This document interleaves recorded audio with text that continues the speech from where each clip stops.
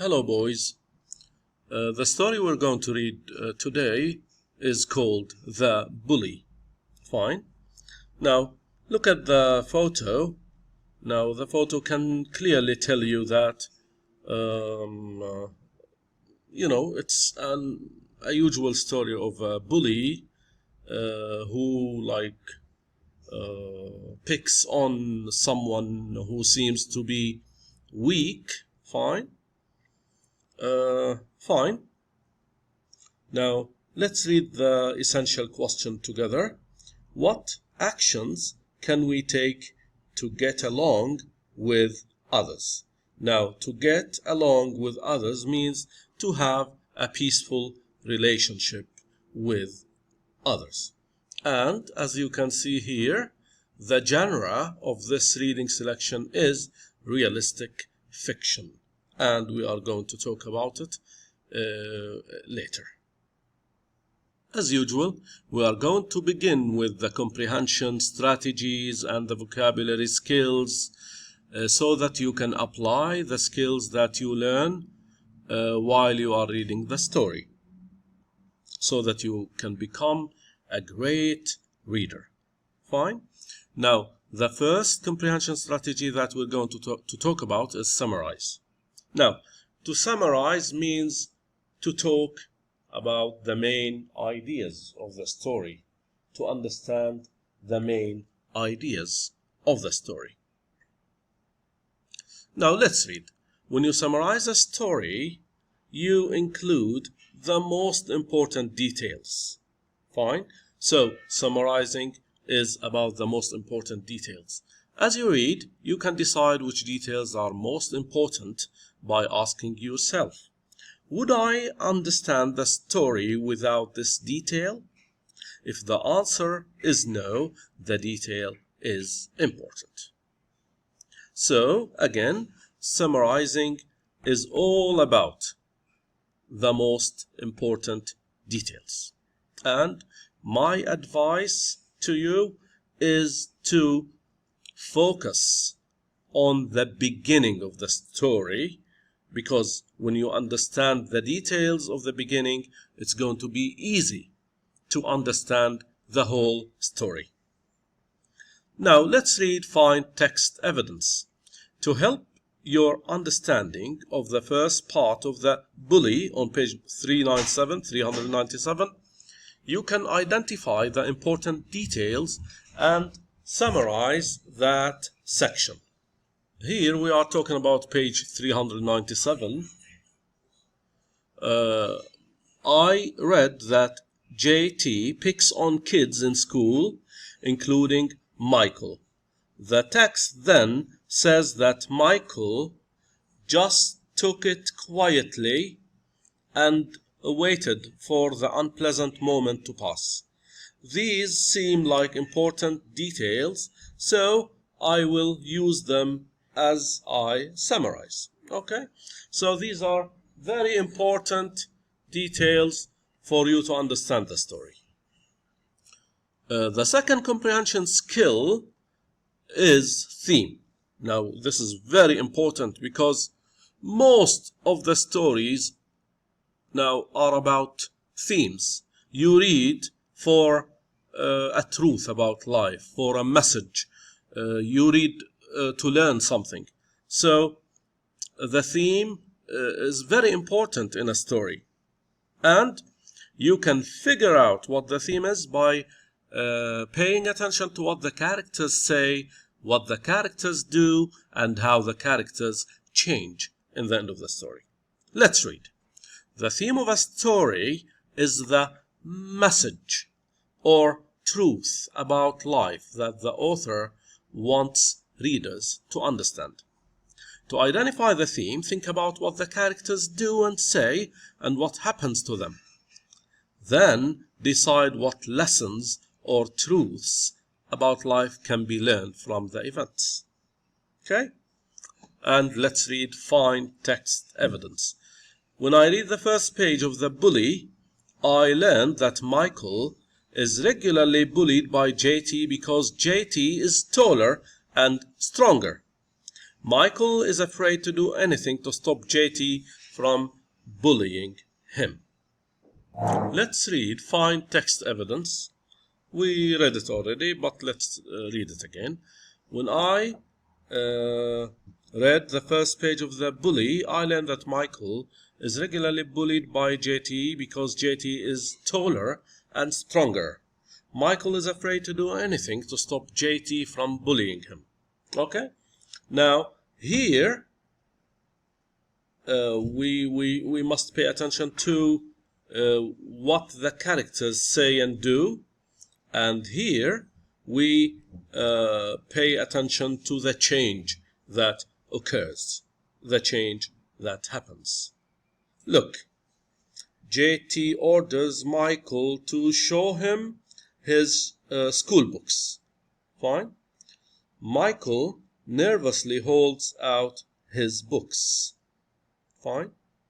And here, the change that happens, JT causes Michael's books to fall to the floor. Michael shows frustration by kicking his own books. Now, when we think about these two things, we get to the theme. The genre of this reading selection is realistic fiction. Fine.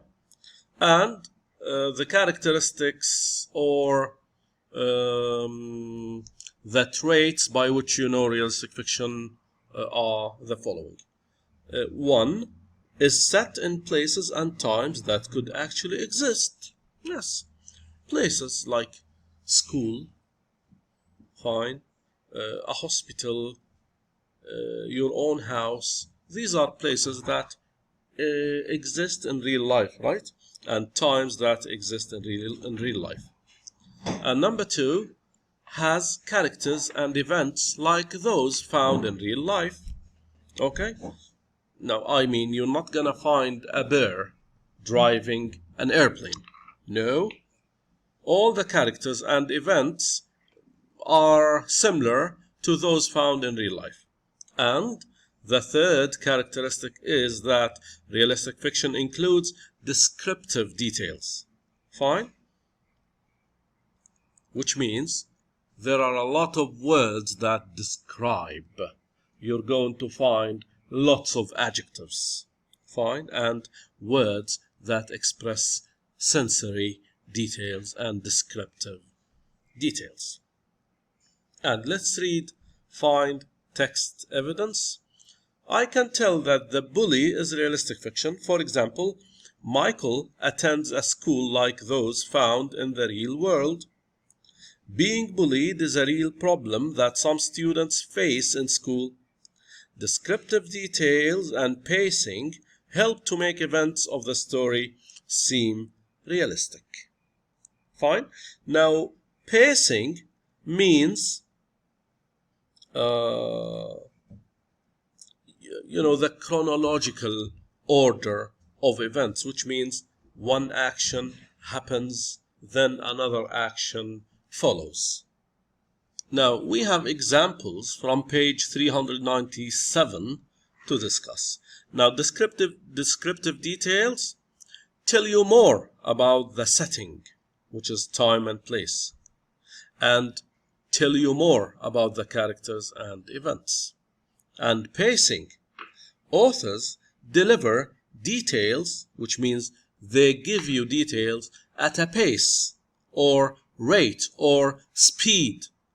Sometimes the events will go fast. Some other times they may go slow.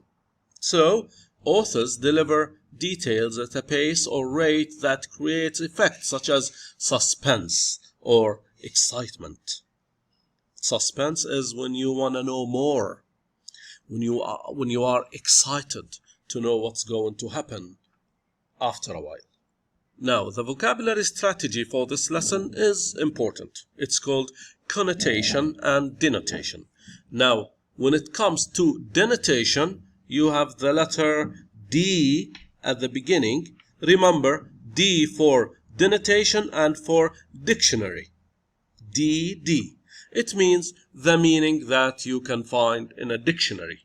Fine? Like if you look up the word chair, for example, you might find that it is a piece of furniture where you sit on, for example. Okay, now this is the meaning of a dictionary. Now, connotation is a shade of meaning, a shade, a feeling that is like associated with the word, that is linked with the word. Okay, for example, if you for example look up the word red in a dictionary, you will find the definition of the color. But what's the connotation of red? What is the feeling associated with the word red? Now the feeling might be danger, right? Might be like crimes. Isn't that right? Let's read. Connotation and denotation. Every word has a dictionary meaning or denotation. The same word may also have a connotation, a feeling the word suggests. Connotations are often negative or positive.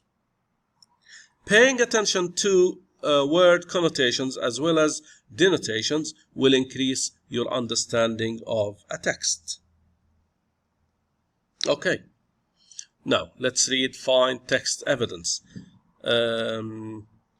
I read, the crowd of students in the hallway froze and realized that the word froze was another way of saying that the crowd stopped moving. The connotation of froze, however, suggests that they stopped out of fear and could not move at all. For a moment, all was silent. The crowd of students in the hallway froze, waiting to see what JT would do next. As JT slowly stood up, Michael had an idea. So here, the word froze doesn't mean the literal meaning, which means had ice on it or something. No, it means stopped moving, and it has a negative connotation, which is fear. The boys were very afraid of JT. Now we finish the skills, the comprehension skills and the vocabulary strategies and summarizing, etc. They are extremely important, and I want you, while we are reading, to notice any strategy that comes along. Okay, now we are going to go back to the story and begin reading it. So, as I told you before, the title of the story is The Bully. Okay, boys, now the beginning of the story is called Exposition or Introduction. In the beginning of it, you will be introduced to the characters, and you are going to be introduced to the conflict and to the setting. Of course, you know, characters or people who are in the story, conflict is the main problem, the struggle that is in the story, and setting is time and place. Okay, Michael saw the trouble coming from all the way at the end of the school hallway. There, standing by the stairs, was JT, the school bully who enjoyed taunting, which means teasing or making fun. Fine? Who enjoyed taunting anyone he felt like at any given moment. JT was tall and strong, so I want you to remember descriptive details, words that describe. And here, it's telling you that JT, the bully, was physically strong because he was tall and strong. So few of his victims were willing to stand up to him and defend themselves. Because he's very strong, nobody wanted to stand up to him. Nobody wanted to defend himself. Michael hated the idea that he let JT get away with these offenses. If you let someone get away with something, fine. Now he isn't punished for something bad that he does, fine. Yet, like most of the other kids who were picked on, he just took it quietly and waited for the unpleasant moment to pass. Okay, so we have JT and we have Michael as characters, and we have the school as setting, and we have the conflict, which is Michael being bullied by JT. JT walked directly toward Michael, his eyes locked on the books that Michael carried under his arms. When they met in the middle of the hallway, JT stopped abruptly, which means suddenly, and snapped at Michael. "Hey, let me see these books!" A group of students watched as Michael held out the books he was carrying, trying not to tremble, to reveal, which means to show how nervous he was. JT grabbed a math book, looked inside for a second, and then shoved the book at Michael, threw the book at Michael, who dropped all the books he held. "Hey, those books are school property," JT barked, which means said angrily. "So don't let them fall to the floor." Then he walked away, laughing loudly. So here we have the encounter, okay? The conflict that Michael had.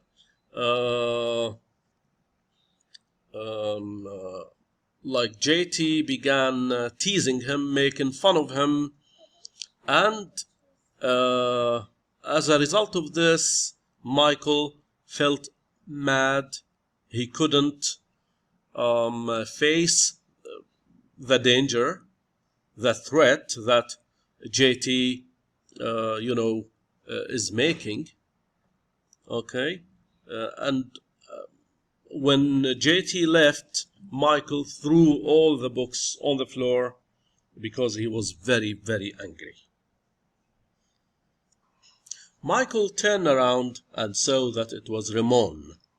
He was the school star, baseball player, basketball player, and everything else player you could name. Now this is funny. And everything else player you could name. Now this means that Ramon was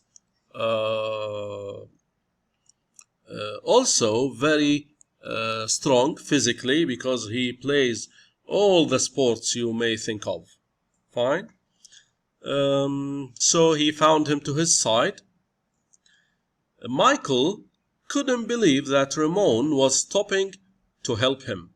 The two had barely spoken to each other since the school year began. "Thanks," Michael sighed with relief. With relief means he began to feel relaxed. He got a burden off his shoulder. "It's so confusing. I don't know what his problem is." And of course, he's talking about JT. "I don't know what his problem is." "I've been watching you in the halls," Ramon said, "and as I see it, you need to find a way to end this conflict with JT. Now, conflict means a big problem. Okay? Michael nodded, stuck for what to say. "Well," Ramon continued, "I can tell you what my grandmother used to tell me whenever I had a problem with someone. She'd say, 'You can catch more flies with honey than with vinegar.'" Looking puzzled, looking confused, Michael asked, "What does that mean?" it means that being kind to your enemies may be more effective than being angry at them, Ramon explained. What if you just intervene, get yourself involved? What if you just intervene and tell JT to stop picking on me? Michael suggested. I think he'd leave me alone if you threatened him. That's vinegar, Ramon laughed as he walked away. Try honey instead. That night, Michael thought about the advice that Ramon had given him. It sounded like a good plan, but deep down, Michael wasn't very confident that it would actually work with JT. He didn't believe that such a plan could work with JT, which means being very good to JT can change him, can make him better. The next day in school brought Michael's usual misery, and misery means sadness, fine, and the adjective is miserable. There stood JT, and Michael knew it would be just a matter of seconds before the two of them collided in the middle of the hall. And to collide means to run into, fine.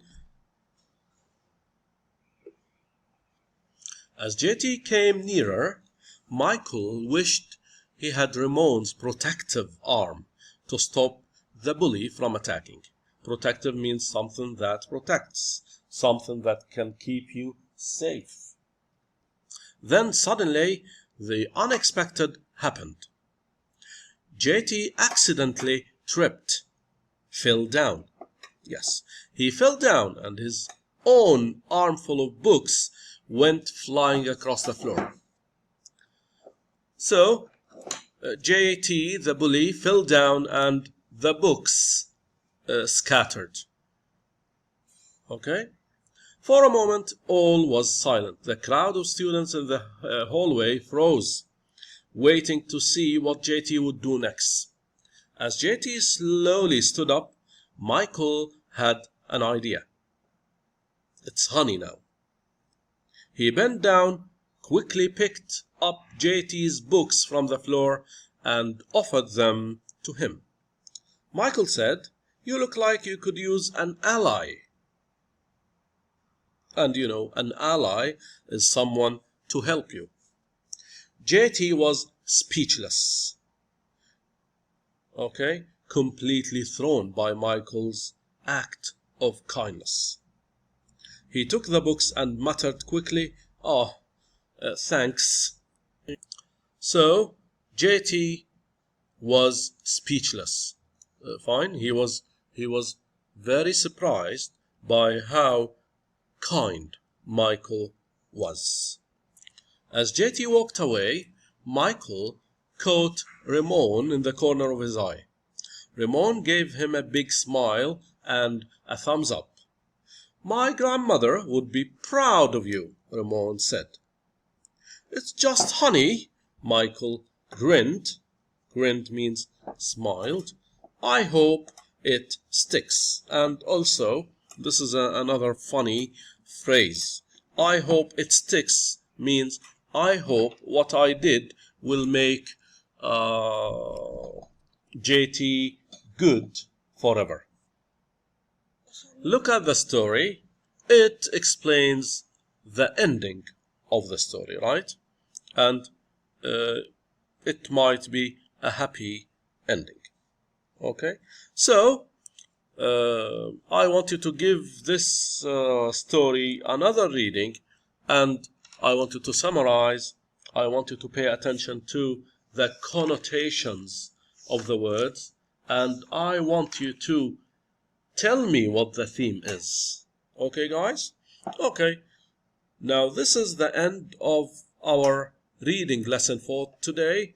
I wish you liked the video, and I wish that you understood the story and the reading and vocabulary strategies that we discussed. Thank you for your time, and I will see you in another video. Bye bye.